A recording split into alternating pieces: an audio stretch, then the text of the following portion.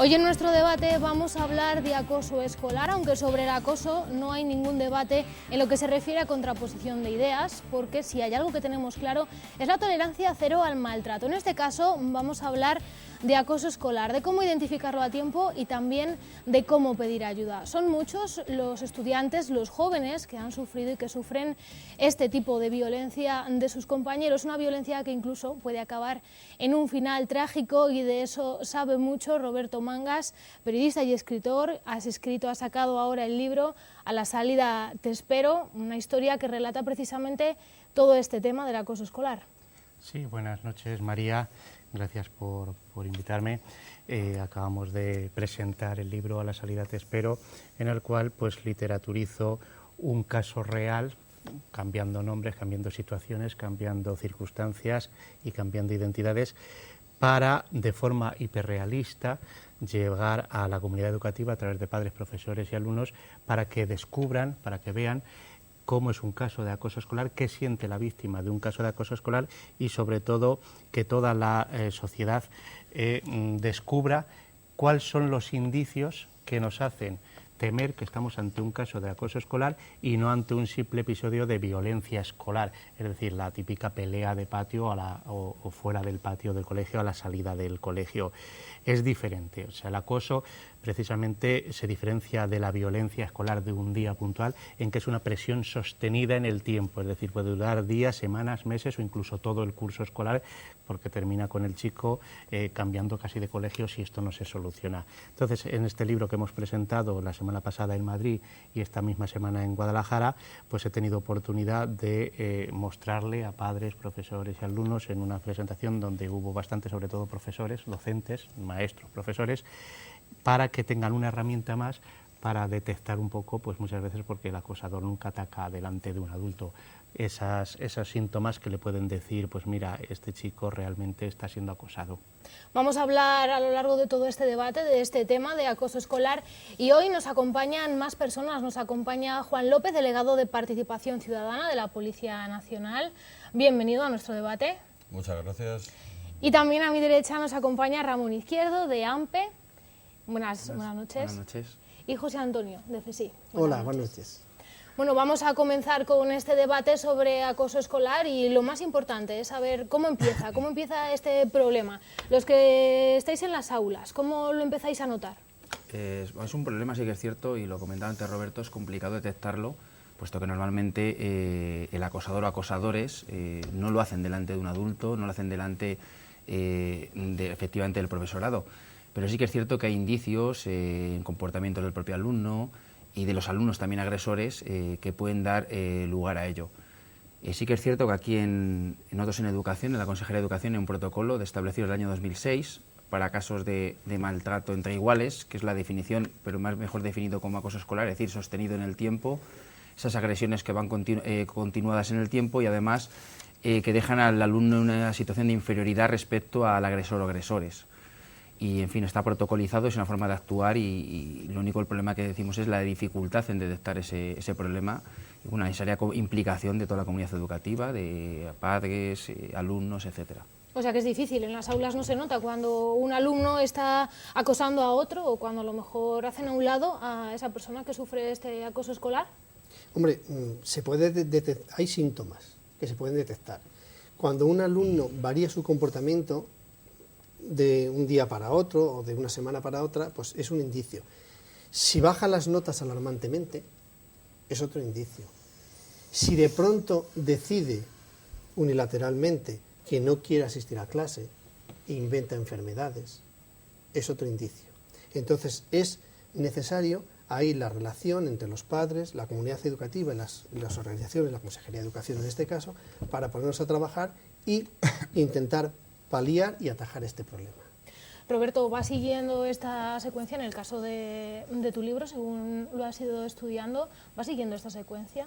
Sí, además la cuestión está en que yo he querido dejar bien claro en el libro que en contra de lo que mucha gente se cree o piensa, no hay que tener un motivo para que el niño se sienta acosado. Es decir, hablamos pues de gafotas, del empollón, del bajito, del feo, del gordito.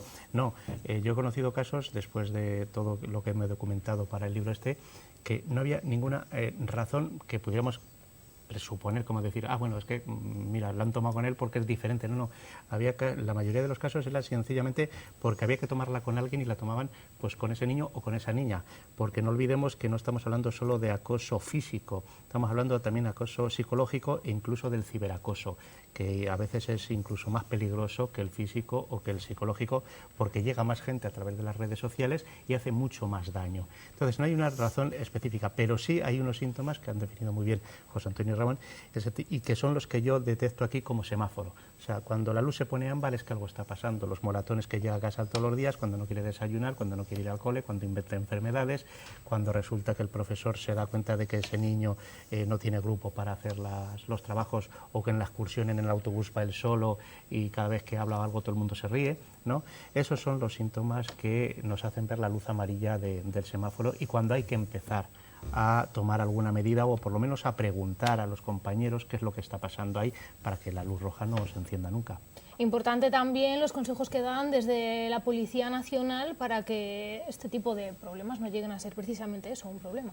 Bien, desde el año 2007 tenemos el plan director que está en funcionamiento en Guadalajara y a nivel nacional, y sí que estoy de acuerdo tanto con Ramón, José Antonio y con Roberto, pero yo creo que hay una parte muy importante en la que no estamos centrando el tema, que son los espectadores. Los compañeros de estos chicos, que como muy bien ha dicho Ramón, es muy difícil que un profesor pueda detectar un tema de acoso escolar, puesto que no se va a producir. Venía luego, Juan, los espectadores pasivos, los cobardes que les llamo yo. Los cobardes, espectadores, lo que nosotros denominamos espectadores, son la pauta y el motivo principal en el que nos tenemos que centrar. Es muy difícil centrarse en una persona que está siendo víctima de acoso desde el punto de vista del profesorado como del policial, puesto que es muy difícil detectar un tema de acoso por lo que yo hago, que es una charla de 1 hora. Muy difícil. Los profesores, es obvio, no se va a producir un tema de acoso en su presencia, pero sí que hay que mantener un contacto directo, como bien dice Roberto, y luego viene el tema de los espectadores. Es con los que más tenemos que tratar. A los padres es muy difícil que les llegue el tema del acoso, excepto porque en casa estén viendo que se están retrayendo un poco más, que están cambiando un poquito sus conductas, pero sí que es verdad que el índice donde más podemos centrarnos es los espectadores. Los compañeros que no ayudan, la indefensión en la que se siente esta víctima de acoso, y que, por supuesto, son el índice que nos va a dar si realmente existe un tema de acoso o simplemente un tema de que no soy amigo. Que, como bien has dicho, hay que definir muy bien lo que es acoso escolar de lo que es un tema de violencia puntual. Es decir, un día han tenido una pelea, todos hemos tenido una pelea un día determinado con un compañero de estudios y no pasa absolutamente nada. No deja puede ser un delito de lesiones, una falta de lesiones, una falta de agravio, lo que tú quieras. Pero no es un tema de acoso escolar, que es de lo que estamos tratando en este momento. Entonces, creo que tanto desde el punto de vista educativo y policial, incluso desde vuestro punto de vista como periodistas, hay que tratar ese tema, de concienciar a la sociedad de que los espectadores es la parte más importante del tema del acoso. Es la que nos va a dar a nosotros nuestra pauta de poder trabajar ese tema de acoso. Yo lo que diría, Juan, es que yo lo he comparado en todos estos actos que he hecho con el libro con el tema de la violencia de género. O sea, hace 15 años un vecino escuchaba una bronca en casa, escuchaba a la mujer pidiendo auxilio y poco menos que decía, bueno, es un tema interno de la pareja, aquí tal. Ahora es impensable que nadie se calle ante eso, porque se ha concienciado a la sociedad de que la violencia de género es un problema social, no particular. Entonces pasa lo mismo que con los espectadores pasivos. Cuando se conciencia a todas las aulas de que es un problema social, no de la víctima solo, entonces llegará ese espectador y dejará de ser pasivo y primero intentará decir al agresor, oye, porque normalmente a veces incluso el agresor no es el más fuerte de la clase, sino el más ladino, ¿no? Entonces llegará alguno y le dirá, oye, ¿qué está pasando? El otro día corría por YouTube un vídeo donde había un matoncillo pues pegándole a un niño ciego, Fue viral la semana pasada y llegó un chico más grande que él y le soltó tal sopapa que lo tiró al suelo y le pidió explicaciones, ¿no?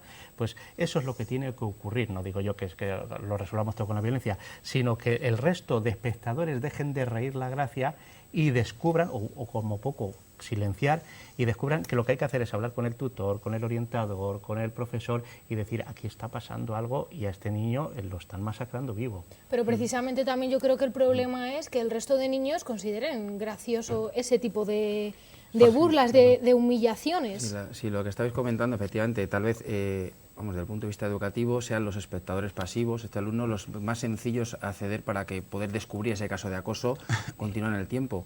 Sí que es cierto que la labor educativa, como educadores, la tenemos que hacer con los tres grupos, por decirlo de alguna manera, agresor y agresores, que no olvidemos que también hay que educarlos y que hay que estar con ellos y ver dónde viene el problema. Lógicamente, el agredido al que hay que proteger. Y, por supuesto, con estos alumnos espectadores a los que hay que concienciar. O sea, son, digamos, tres vertientes en las que hay que actuar con todo el alumnado. Lo decía antes Roberto, con el caso de violencia de género, nosotros lo hacemos aquí, y lo quiero extrapolar también, los casos de agresiones al profesorado, que era una cuestión que hace unos años, cuando hablamos nosotros reivindicamos de nuestro sindicato el reconocimiento de autoridad pública al profesorado, parecía que queríamos aquí volver a un poder dictatorial, simplemente una protección jurídica, porque era un problema real y ahora la sociedad está concienciada y nadie lo discute. En fin, toda esa serie de cuestiones son las que tenemos de abordar y, sobre todo, lo que digo, los tres grupos de alumnos hay que atenderles educativamente cada uno de una manera, pero sí que es cierto que ese alumnado espectador es el que nos puede dar esos indicios también fácilmente de ese acoso. ¿Y cómo se conciencia o cómo se educa? Porque a veces parece que una simple mofa por alguien que lleva gafas, que saca buenas notas, por la cosa más nimia, al final termina siendo, no sé, la punta que hace que salten otro tipo de burlas y que al final se vaya haciendo mayor la bola y las agresiones. ¿Cómo se ponen los límites? Vamos a ver, los límites realmente es saber cuando lo que estamos antes definiendo qué es acoso o qué no es acoso. O sea, un insulto puntual, una agresión puntual, entra una normalidad dentro de los chavales. O sea, eso no es un caso de acoso. Un caso de acoso cuando es algo repetido en el tiempo, algo que además el que sufre ese acoso está en esa inferioridad, bien porque sean más los agresores o bien porque se sienten en una indefensión, y es continuado en el tiempo. Ahí sí que estamos hablando de un caso de acoso claro, y ahí la mejor forma que hay que actuar es, primero, por un lado, a la víctima intentar protegerla, buscar los medios para que se sienta seguro y ver qué mecanismos se pueden poner en marcha para ello. Lógicamente, a los agresores tomar las medidas que haya que tomar de manera inmediata, bien de alejamiento, hay mecanismos en los propios centros que tenemos establecidos para ello. Y luego ya el trabajo educativo, ya más a medio y largo plazo, va con todo el grupo de alumnado, como lo decíamos antes, también con estos espectadores, de concienciar de que esa actuación lo que provoca, buscando con ejercicios de empatía y que vieran ellos realmente de ponerse en el lugar del otro, que es así de sencillo. ¿Qué es lo que se hace en los centros para combatir este tipo de acoso? Porque sí que se han dado casos en los que los alumnos que sufren el acoso escolar han tenido que cambiar de colegios. Pues hay medidas preventivas. Las medidas preventivas son, por ejemplo, las charlas que da Juan. Se trabaja desde las tutorías con el departamento de orientación, se va trabajando día a día. También hay un problema ahí, y es que, por ejemplo, en secundaria, un profesor a lo mejor ve a un alumno 2 horas a la semana. En primaria, a lo mejor es más fácil detectar esos problemas porque tienen el tutor pues les da prácticamente pues a lo mejor 2/3 de lo que es la jornada lectiva.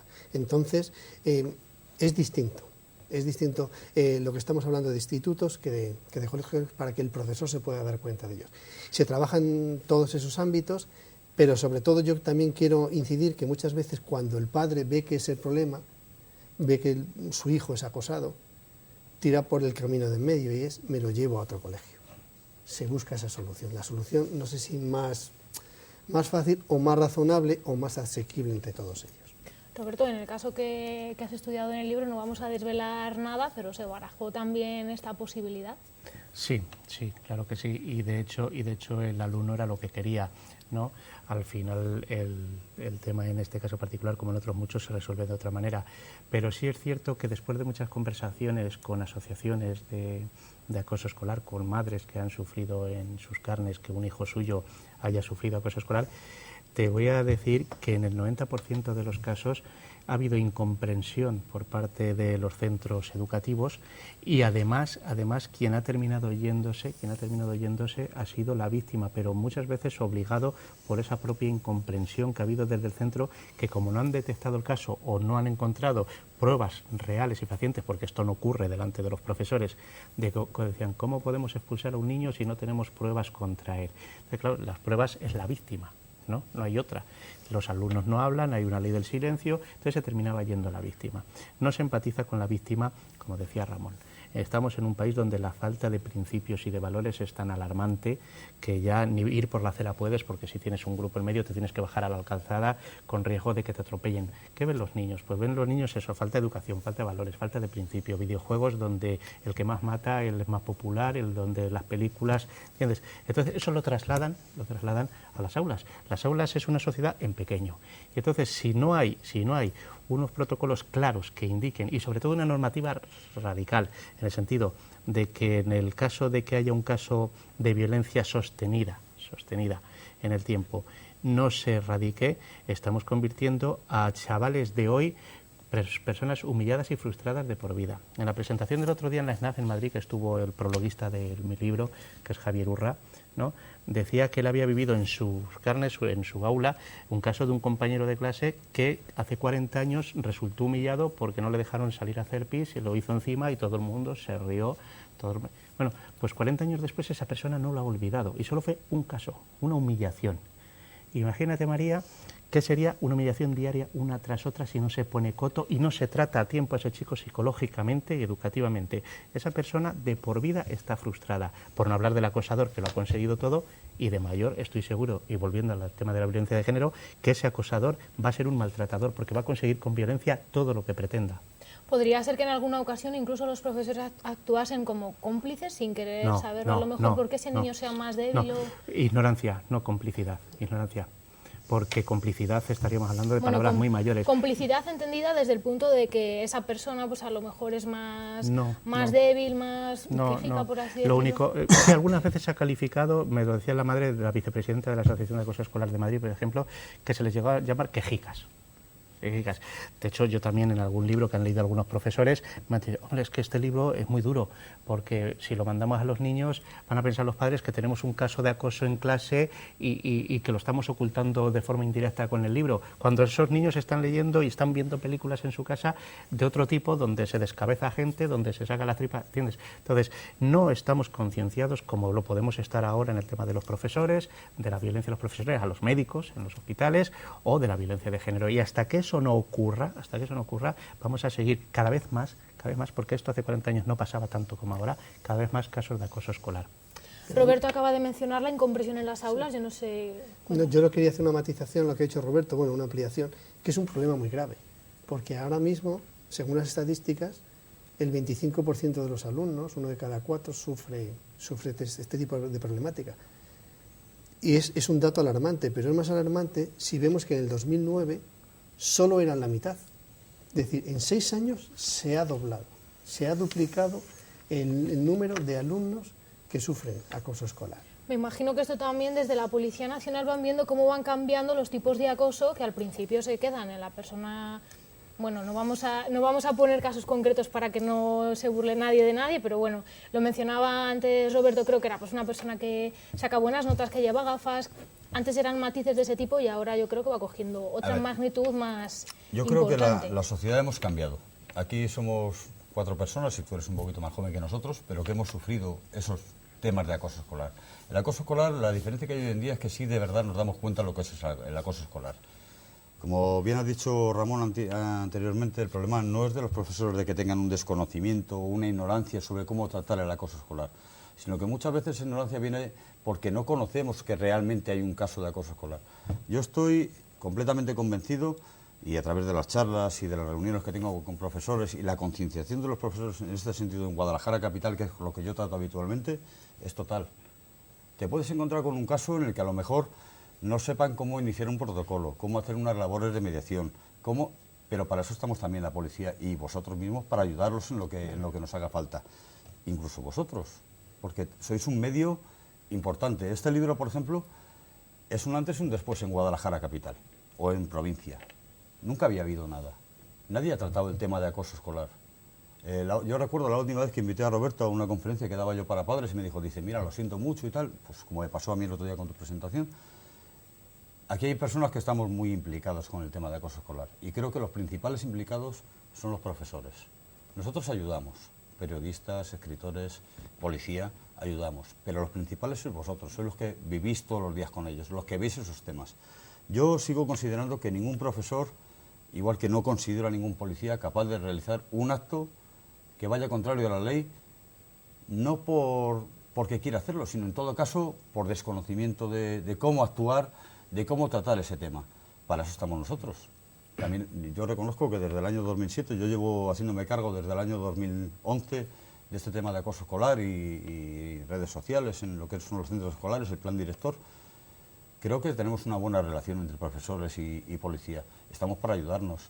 Yo estoy convencido de que el día que toda la sociedad, alumnos, profesores, escritores, padres, lo que decimos alumnos que lo ven y no intervienen, el día que intervengamos todos con programas como este, con libros como el tuyo, con charlas como las vuestras, porque sé que hacéis charlas dentro del AMPE y sí, para profesores, para informar, las que yo doy a profesores y alumnos para informarles de cómo trabajar. El día que todos nos concienciemos de que el tema del acoso escolar es más grave de lo que nos parece y de lo que transmitimos a la sociedad, ese día podremos acabar con el acoso escolar.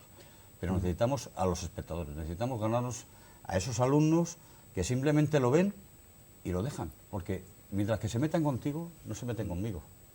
El día que cambiemos ese concepto, ese chip, de verdad, podremos actuar contra el acoso escolar. Pues Juan, yo creo que lo ha definido perfectamente. Efectivamente, el profesorado tal vez es el colectivo más concienciado de todo esto. Es más, muchas veces, he comentado antes, tenemos un protocolo, hay un protocolo aquí en Castilla-La Mancha, en la Consejería de Educación, sobre estos casos, y muchas veces se pone en marcha para ver si realmente hay un caso de acoso o no, y muchas veces no son casos de acoso, pero se pone en marcha porque es tal el celo que se tiene el profesorado o la concienciación que se tiene ante el problema que se intenta evitar esta cuestión.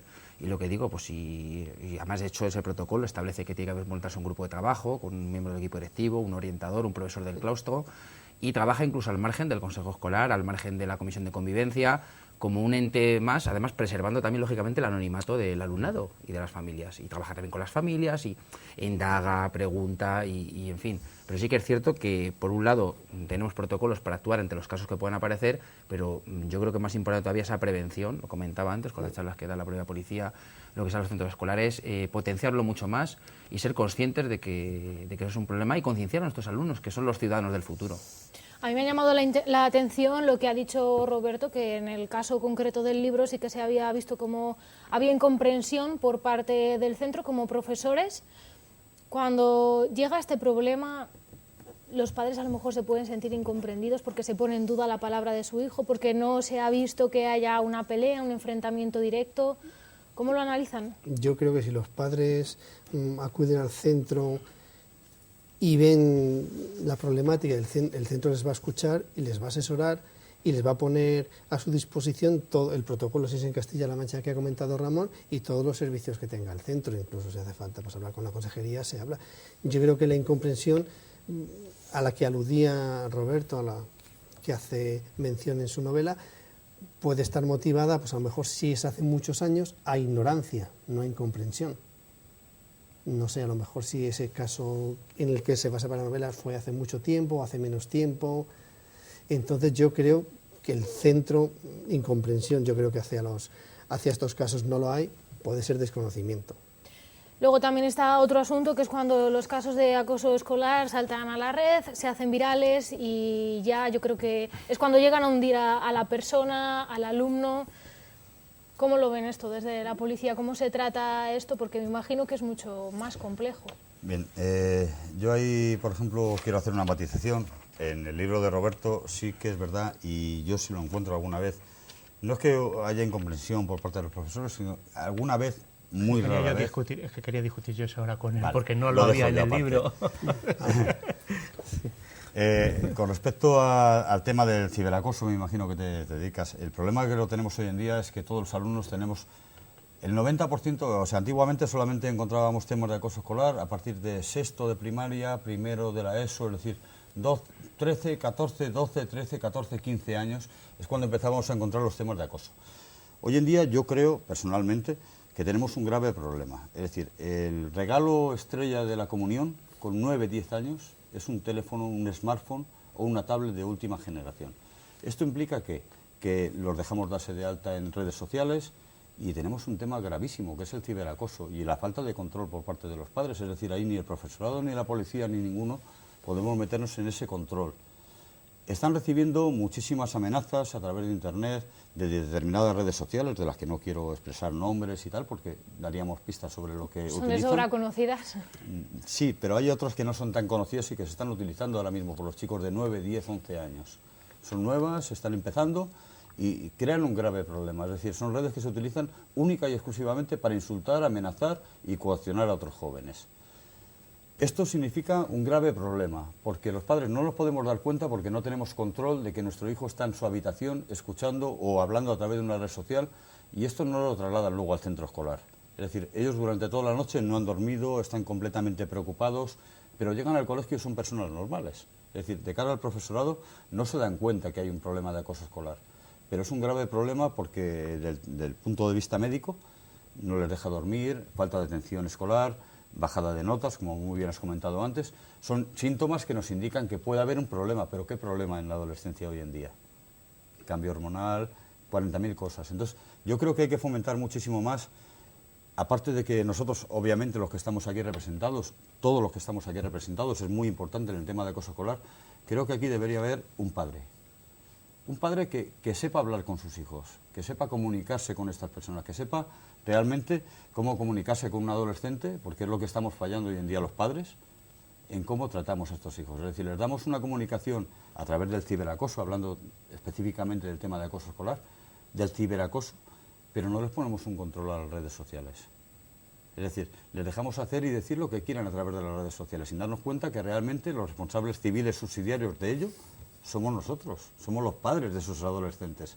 Si insultan a un profesor es un delito, muy bien, pero si insultan a un alumno también es un delito. Si esto se prolonga en el tiempo, estamos agravando el tema del acoso escolar. El acoso escolar, cuando es, digamos, físico en clase, es muy grave, de acuerdo. Pero cuando además esto se extrapola fuera de las horas de escuela y lo llevo a todo el día y al fin de semana, es que no le dejo descansar. Estoy cogiendo una víctima y estoy haciéndola la vida imposible. Entonces, eso es lo que tenemos que tener también en cuenta a la hora de todos nosotros seguir trabajando sobre ese tema. Y es que hay que concienciarse, como decía Juan, las relaciones sociales están cambiando y han cambiado de hecho. O sea, ya solamente no nos relacionamos físicamente y personalmente, sino tenemos a través de las redes sociales que los chicos desde cada vez una edad más temprana están comenzando, y ahí también hay casos de acoso, hay casos de... y además, eso sí que son... ahí está la labor importante de las familias para saber detectar y poner esos límites y controles en ese uso de esas redes sociales y de los alumnos, de que sobre todo una educación hacia ellos, y ser conscientes de eso. No solamente no tiene la tablet o el móvil solamente para estar jugando, pueden estar haciendo muchas más cosas que las familias en su gran mayoría no controlan. Es decir, que faltaría información a los padres sobre cómo los hijos deben manejar las redes sociales y toda esa tecnología que tienen a su alcance, ¿no? Por ejemplo. Sí, yo lo que quería hacer solo una pequeña puntualización sobre el tema del libro, que en ningún momento he dicho que en el libro se refleje en comprensión. En el libro trato de alguna manera cómo va todo el proceso de ese protocolo hasta llegar a tomar medidas. No quiero desvelar cómo, que al principio esa falta de pruebas y a continuación la investigación y demás para concluir que sí puede ser. No había... Lo habla de... Actualmente, hablando con la vicepresidenta de la Asociación contra el Acoso de Madrid, que le pasó hace un par de años lo de la incomprensión del centro y que tuvo que cambiar al alumno, no de hace mucho más tiempo, ¿no? Entonces, la cuestión está en que lo que yo hablaba de las tres patas del acoso antes, el físico, el psicológico y el cibernético, que es el que está recordando Juan, este último es complementario normalmente a los otros dos, sobre todo, por lo menos al psicológico, ¿no? Que es el más duro, sobre todo. Y ahí hay un grave problema con los padres. Yo lo veo porque yo tengo 3 hijos y he tratado de educarlos de alguna manera en la cual las redes sociales y los teléfonos móviles no entraran hasta una edad que a mí me parece pequeña, pero que he considerado que no podía extenderse más porque ya eran casi los patitos feos de la clase, o sea, los 14 años. Pero es que en los 3 casos me ha pasado que eran los únicos alumnos de clase, los únicos alumnos que con 14 años no tenían móvil o no tenían acceso a ningún tipo de red, cuando todos sus compañeros de los 9, 10, 11, 12 años ya eran unos especialistas en el manejo de eso. He tenido verdaderas peleas, pero han entendido que cuando hay que mantener unas normas y cuando hay que tener, pues cada edad tiene su juego y cada edad tiene su cosa, pero los padres, pues entre que llegan tarde de trabajar, no quieren líos en casa, al niño ni lo ves, ni hablan con ellos, cuanto menos le caliente la cabeza al niño mejor, si hay que regalarle, como dice Juan, en la comunión o una smartphone tal, pues nos hemos quitado el problema. Le estamos dejando que la tele nos los eduque, que el videojuego nos lo eduque o que la tablet, o que las redes sociales con los amigos nos los eduquen. Hasta que eso no cambie, y yo, cuando hablaba Ramón, le hacía con la cara así como diciendo, sí, las palabras son muy bonitas, pero yo no estoy convencido de esto, va a ir cada vez a más. O sea, estoy convencido de que las redes sociales, que están muy bien para lo que están, pero se han metido de tal forma en nuestros hijos y en la sociedad que el tema de acoso, de tal, lo vemos en las estadísticas policiales, en las estadísticas judiciales. Cada vez hay más demandas por maltrato, por acoso, por seguimientos, por quebrantamientos de medidas cautelares, de tal, a través del Facebook, del Twitter. Yo sí doy nombres. De lista, todo eso. No soy nada optimista. O sea, María y resto de compañeros, que no soy optimista, que esto ni con talleres ni con cursos, hablo del ciberacoso. Vamos a hacer un pequeño parón, nos vamos a ir a publicidad y a la vuelta seguimos con más temas.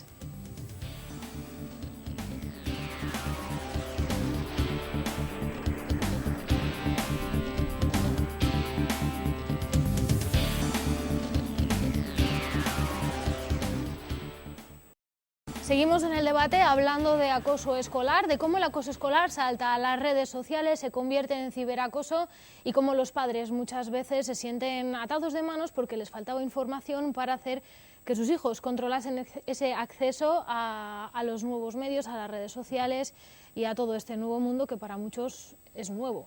Pues yo creo que se puede abordar o mejorar eso desde dos puntos de vista. Juan, por ejemplo, el año pasado dio unas charlas, el sábado, yo creo que en el ayuntamiento, enfocadas a los padres, pues para controlar este tipo de problemática. Y segundo, y muy importante, a mí me parece que hay una palabra que es confianza. Confianza entre los hijos y los padres. Si desde pequeño el hijo te va contando todo lo que le sucede en el colegio y esa dinámica sigue en el tiempo, será más fácil atajar la problemática, tanto de lo que le pasa en el colegio como lo que si tiene algún ciberacoso y tiene problemas con las redes sociales. A mí me parece que es fundamental esa palabra que es confianza entre padres e hijos, que además yo creo que Roberto lo ha mencionado cuando dice que los hijos han comprendido que hasta los 14 años no deberían tener teléfono móvil. Y por otro lado, y un psicólogo en otro debate que tuvimos aquí en televisión en Guadalajara hace muchos años decía que es muy importante que los padres abramos nuestras casas a los amigos de los hijos, que es fundamental. Eso que estáis comentando vosotros, esos espectadores, esos que no hacen nada, si logramos traerlos a nuestra casa y se sienten pues, a gusto con nosotros, tal vez nos puedan contar y ayudar si hay algún problema con nuestro hijo.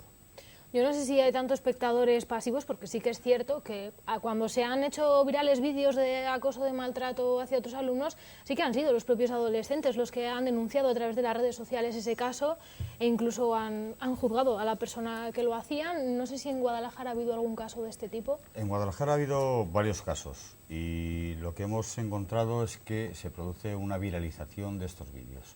Es decir, por ejemplo, temas del sexting, ¿vale?, determinados vídeos que se prolongan y no tienen concienciación de que realmente están cometiendo un delito. Hay que concienciarles sobre ese tema. Estoy de acuerdo en que los padres somos una parte muy importante, que hay que abrir la casa a los amigos, pero yo tengo 2 hijos y yo no soy amigo de mis hijos, yo soy su padre. Quiero que tengan confianza conmigo, pero muchas veces estamos confundiendo el que hablemos de cosas banales del colegio con lo que realmente es importante. Muchas veces hay que tratar de decir, vamos a hablar de 40.000 cosas y entre ellas el colegio. Entre ellas. ¿Para qué? Para crear un clima de confianza. Yo hablo mucho de la responsabilidad de los espectadores porque es en lo que incido mucho en mis charlas, en que ellos denuncien, en que ellos den a conocer esto. Pero sí que es verdad que una de las partes más importantes no son los profesores ni los policías, ni el propio agresor o víctima del acoso. Muchas veces los padres somos incluso, no quisiera decirlo de una manera que fuera tal. Muchas veces con nuestra forma de actuar y nuestra forma de ser dentro del ámbito familiar, y vuelvo a lo que decía Roberto del tema de violencia de género, estamos creando auténticos acosadores. Yo no puedo justificar nunca que mi hijo golpee a un compañero, que golpee en este caso a una compañera de clase porque ha sido su pareja, ¿vale? Muchas veces nosotros los padres, como padres, no hablo como policía, como padre, debemos recapacitar de qué decimos, qué hacemos, cómo actuamos con nuestras propias parejas, tanto padre como madre, ¿vale? ¿Cómo actuamos? ¿Qué educación? Yo a mis hijos los he llevado al colegio y al instituto y a la universidad para que le den conocimientos. La educación se la he dado yo de casa. Mi actuación ha sido primordial para que mis hijos no golpeen a nadie, sean respetuosos con los demás. Quizá yo muchas veces, como, volviendo a lo que me has dicho, te lo agradezco que menciones mis charlas a padres, porque también las hacemos y encontramos la incomprensión por parte de las AMPAs, no de las AMPAs determinadas, sino de los que forman luego las AMPAs que no van a esas charlas, ¿vale? De decir, montamos una charla de acoso escolar, juntamos a 4 centros escolares, quórum, 40 personas. Es imposible que entre 1.500 alumnos consigamos a 40 padres. Es incomprensible. Para mí, obviamente yo voy contentísimo, estoy encantado de darlas porque esos 40 padres realmente están concienciados sobre el tema del acoso escolar, pero yo quiero tener 1.000 personas allí. No voy a tenerlas, obviamente, pero quiero tener 1.000 padres preocupados por el tema del acoso escolar y no los encontramos, por desgracia, para él y para mí. Sí, estaba comentando antes Juan, efectivamente, dice, yo llevo a mis hijos a la escuela, instituto, universidad, para que les enseñen, no para que les eduquen.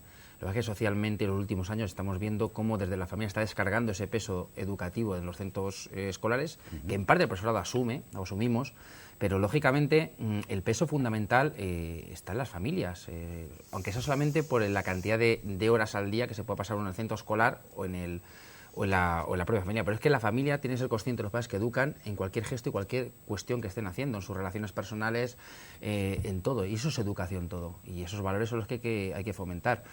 Lógicamente, estamos hablando de casos de acoso, hablamos del ciberacoso. El ciberacoso lo que hace es una potenciación exponencial del número de espectadores pasivos o activos. En este caso digo activos cuando van a denunciar los casos que ven.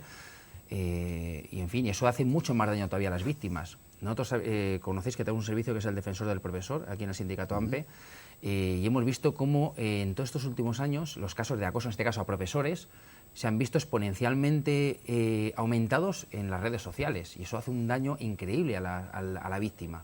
Y es una cuestión que hay que concienciar y que, en fin, de alguna manera controlar. También es cierto que sirve también para poder detectar estos casos. Muchas veces, y a través de la policía llegan estos casos, puesto que los vídeos son virales y llegan rápidamente, pero está claro que es complicado. Pero necesitamos vuestra denuncia y la de las víctimas.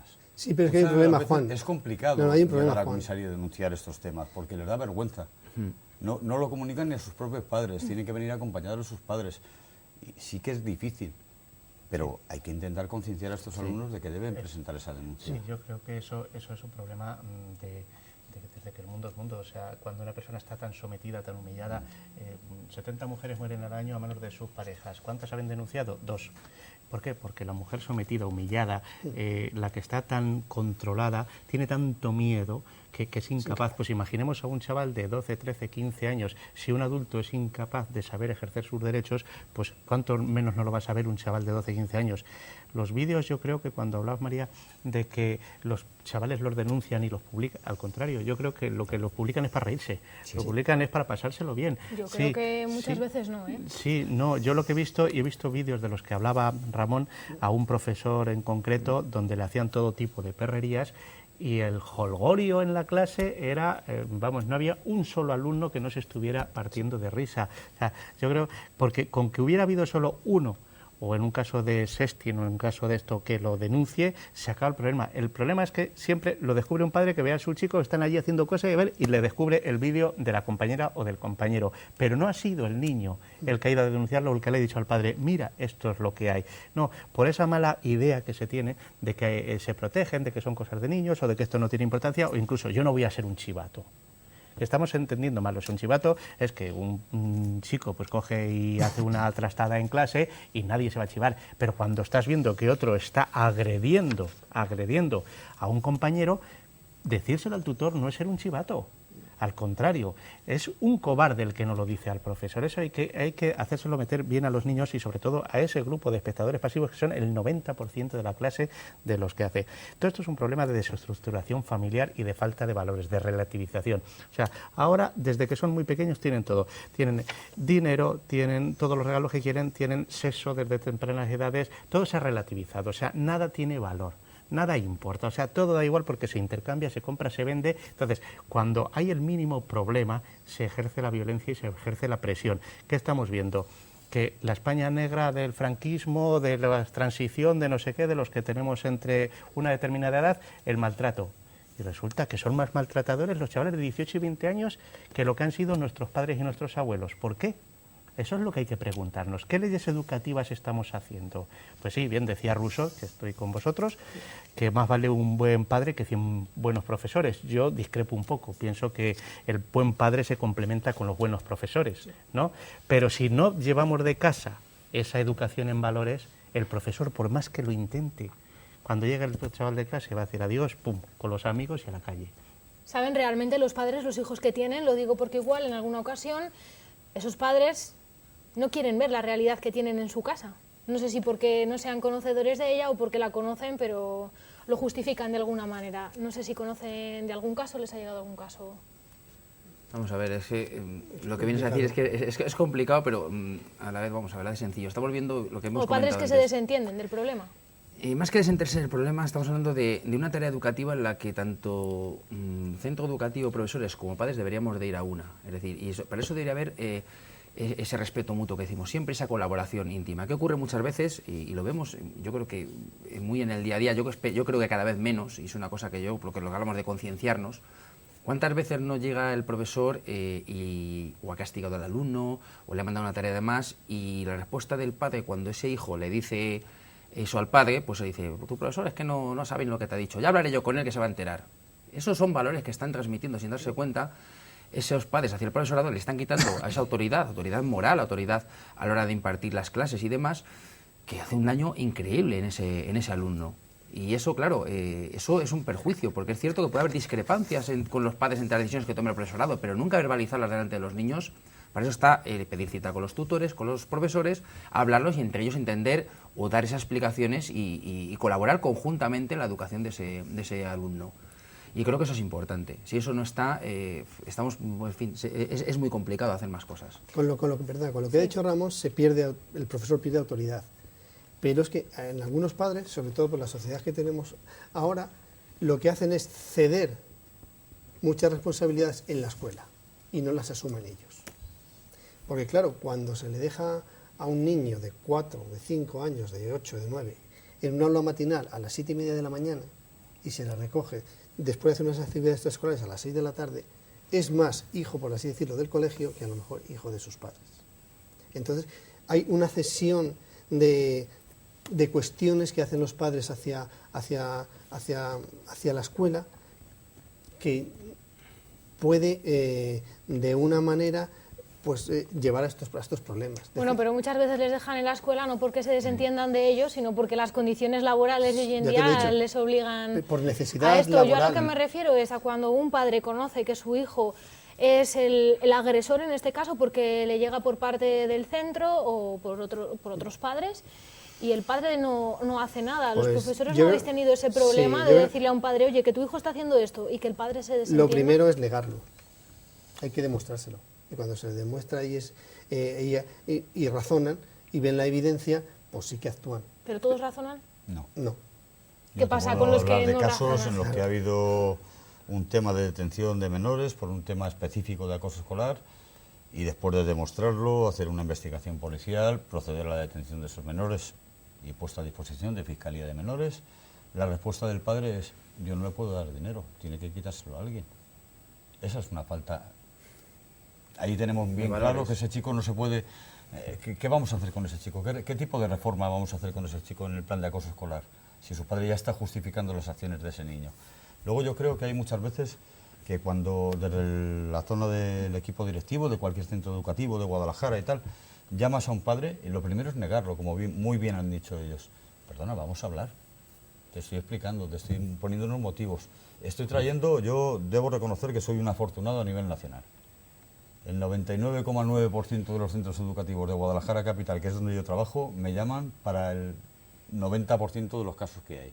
Los que ellos no han podido solucionar o los que hay que buscar otra vía para poder solucionar ese tema. El problema muchas veces es que los padres lo que no quieren es solucionar el tema ni saber de qué va el tema. ¿Vale? Ellos justifican que su actuación en casa es esta, la educación que le he dado yo es buena. Perdona, algún fallo tenemos alguien. Yo siempre digo que en el tema de acoso todos estamos fallando. porque sí, cada día sí que es verdad que estadísticamente cada vez se están produciendo más hechos de acoso escolar. Sí que es verdad que estadísticamente yo policialmente no puedo hablar de un incremento puesto que no hay denuncias. Al no haber denuncias, policialmente no se puede hablar de un incremento, pero sí que es verdad que las llamadas de centros escolares para solicitar ayuda o labores de intermediación en temas de acoso escolar cada vez son mayores. Pero alguna solución tendremos que buscarle y para eso yo sigo diciendo que el trabajo es conjunto. Yo sin los profesores no soy nadie, sin los padres no soy nadie, pero sin el agresor, sin la víctima y sobre todo sin los espectadores no soy nadie. ¿Cómo es la reacción de esos padres cuando ha habido un proceso de investigación y se le dice al padre? Siguen negándolo hasta que llega siempre la negación. Yo lo he educado bien, yo es que tal. Yo tengo un hijo y mi hijo pequeño, yo tengo 2 hijos, uno de 30 años, una chica de 30 años y un chico de 25.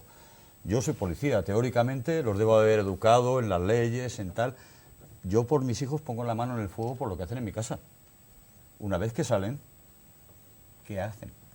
No lo sé, o sea, soy incapaz de saberlo. Los jóvenes hoy en día les hemos dado una libertad, les hemos dado, obviamente la sociedad ha cambiado de nuestra época actualmente, ha cambiado muchísimo, tienen redes sociales, tienen muchísimos más medios de los que teníamos nosotros.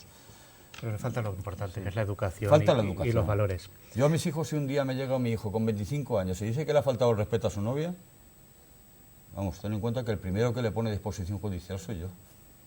Esa es la educación que tienen mis hijos, es decir, es lo que deberíamos fomentar. La educación de los padres hacia los hijos. Los profesores difícilmente, mi hija la mayor también es profesora, y difícilmente va a poder hacer algo si los padres no hemos plantado la base. O sea, un olivo no crece si yo no tengo una base, una planta no crece si yo no tengo una base. Si yo hago un buen tronco, las ramas van a su sitio. También se ven en las reuniones cuando a lo mejor de 140 padres aparecen 20 en una reunión. Yo creo que lo que estamos hablando aquí todos, yo creo que es una cuestión de corresponsabilidad cada uno en su justa medida y en su justo término. Hablamos antes de los padres, efectivamente, lógicamente, la primera motivo que se hace es la negación, pues un mecanismo de defensa, entre otras cosas, porque al final se sienten como corresponsables de la actuación de sus hijos, aunque sí que es cierto que cuando se va evolucionando y estos protocolos se ponen en marcha, no todos, hay familia, hay de todo, porque todos somos distintos, pero en fin, las evidencias son las evidencias. Sí que es cierto también cuando hablamos del tiempo de los padres con los chicos, yo no creo que es una cuestión de cantidad, sino de calidad. Lógicamente la sociedad de ahora nos impone una determinada, el mercado laboral que tenemos es el que es y en fin, el problema es cuando, como decía José Antonio, todo este tiempo que están estos alumnos en el centro escolar, cuando los padres los recogen, ahí está esa actuación y muchas veces vienen cansados y les dejan, pues venga, juega con la tablet, juega con tal. No, si es que hay que estar con ellos y lo además los chicos lo ven en los comportamientos diarios de los padres, ven esa afectividad, esa confianza y esos valores que se transmiten con cualquier gesto que hagamos. Mi hijo va a leer porque me ve a mí leer, va a hacer esto porque me ve a mí hacerlo, o lo hará o no lo hará, pero sí que es cierto que va viendo una serie de cuestiones y es todo montar un equipo y decir, venga, hay una colaboración directa de profesores, padres y esa concienciación que tenemos que hacer con el alumnado. Y si realmente vemos que esto es un problema, ojalá las charlas no vayan solo 40 padres de 300 familias, sino que fueran muchas más, ¿no? Sí, yo lo que digo es que hay una enorme contradicción en lo que estamos hablando de que el padre, la madre, la pareja, o si están separados, pues al que le toque, que dejamos al niño desde las 7 de la mañana hasta las 6 de la tarde, le encomendamos a un tercero, a un ajeno, a la casa, que es educación, pero luego no soportamos las actitudes que ha tenido ese tercero con nuestro... O sea, entonces, a ver si esos padres se centran. Si yo, por el motivo que sea, estoy trabajando lo que sea, le dejo 12 horas a mi hija o a una tercera persona, primero confianza, respeto, ¿no? Y valorar el trabajo que está haciendo, que mientras yo estoy haciendo mi trabajo, él está haciendo el suyo, pero con mi hijo, ¿no? Eso es lo primero. Lo segundo, esto es un problema no tanto de los niños, sino de lo que estáis comentando, de lo que ven en clase, de lo que ven en casa.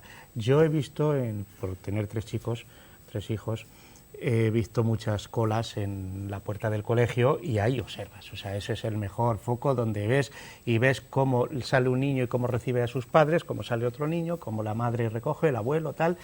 Y desde unos años para acá yo lo he visto en progresión geométrica, o sea, el niño que sale dando voces, insultando a la abuela o al padre o a la madre y llegando a agredirla, dándole patadas en las piernas, algo a la voz de hija de que no me has traído tal, ¿no?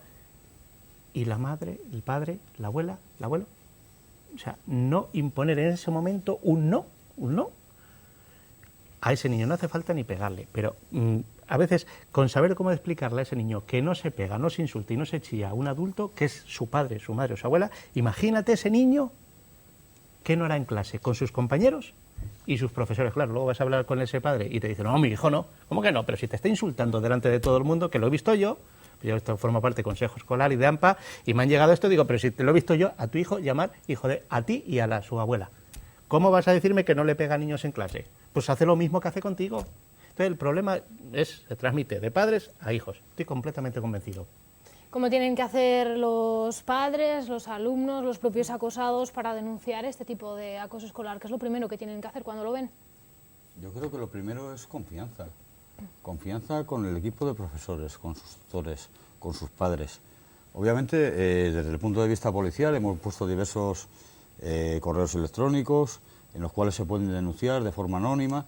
Yo siempre digo lo mismo. Yo en las charlas que doy en Guadalajara, yo termino la charla con mi correo electrónico, que nos llamen, que nos digan lo que hay. Si no vamos a detener a nadie, vamos a iniciar una investigación junto con profesores, con padres, con víctimas, con espectadores, con el propio agresor. Vamos a hacer labores y vamos a ayudar, en este caso en el protocolo de Castilla-La Mancha, en el tema de mediación.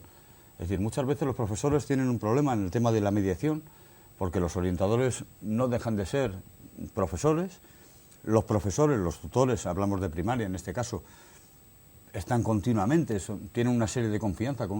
Nosotros somos imparciales, es decir, llegamos allí y sí que muchas veces que cuando a un alumno le pones allí y le haces recapacitar y ponerse en el lugar de la víctima, dice, hablando mal, jope, esto no es lo que yo pensaba. ¿Qué sensaciones ¿Qué tienen? sensación me estoy creando yo en mí mismo cuando soy yo al que le insultan? Soy yo al que le llaman gordo, feo, gafotas, como muy bien dices en el libro. ¿Qué sensación veo yo en mí? La cosa cambia. O sea, el principal motivo de mis charlas, si habéis oído alguna de ellas, y creo que sí, que alguno la habéis oído, es decir, poneros en el lugar de la víctima. Piensa como víctima. Vamos a hacer una pregunta. ¿Qué es para ti el acoso escolar? Y al cabo de 10 minutos de charla, ya hemos cambiado el chip. ¿Cómo te sientes como víctima? Dime una palabra que te defina como víctima. Y hablamos de agresiones, quiero pegar, quiero tal, quiero cual. Es decir, pena. Es decir, hablamos de sentimientos, es decir, cómo se siente la víctima. Y entonces, muchas veces el agresor, cuando hablamos a edades tempranas, ¿vale? Cambia el chip inmediatamente y dice, pues sí que es verdad que a este chico, que le estoy llamando, entre comillas, gafotas, sí es verdad que si me lo llamaran a mí porque estoy fuerte y me llamaran cachas, me sentaría mal. Hay que ponerlos en el lugar de la víctima, hay que enfrentar a esos agresores y a esos espectadores a que se sientan como víctimas. Es decir, de esta manera yo creo, desde el punto de vista, y creo que hasta ahora estamos llevando una buena fase policialmente, y en eso creo que todos estamos de acuerdo, que estamos realizando una labor junto con vosotros bastante buena, en que hay que concienciar a los agresores y se pongan en los lugares de las víctimas. Y sobre todo, y hay una cosa que digo siempre, por favor, cuando termine mi charla, quiero una semana de coloquio en vuestra casa, que expliquéis a vuestros padres lo que hemos hablado, que expliquéis y concienciéis a vuestros padres de qué hemos hablado, qué es lo que sentís. Hablamos aquí, sobre todo, de hablar mucho en tu libro, de sentimientos.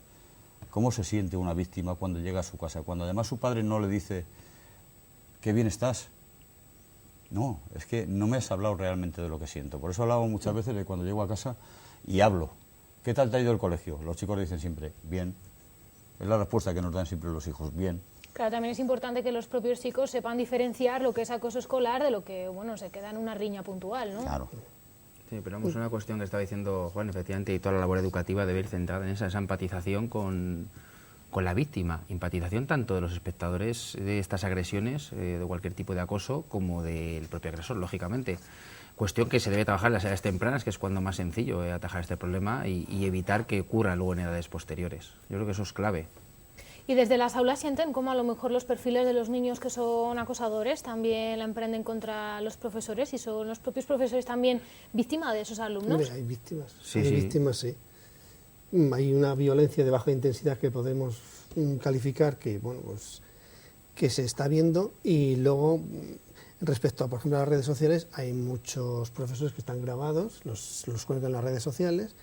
Ahí el mecanismo no funciona muy bien con lo de las denuncias, porque se intenta denunciar, pero luego no hay mucho apoyo de las instituciones, y luego, por otro lado, en lo que es el día a día en el aula, un profesor se va dando cuenta poco a poco de todas estas circunstancias.